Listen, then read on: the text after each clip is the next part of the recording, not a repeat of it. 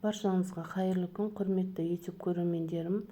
Бүгін сіздерге өте оңай, өте дәмді өрік вареньесін қалай дайындау керектігін көрсететін боламын. Видеоны соңына дейін қарауларыңызға кеңес берем. Бұл рецепт қысқа арналған керемет десерт болады. Сіздер де осы әдіспен өте сапалы, өте дәмді, әсел сияқты мөлдір дана-дана болып түсетін варенье жасай алатын боласыздар. Вареньенің жасалу жолы видео барысында толығымен көрсетілген.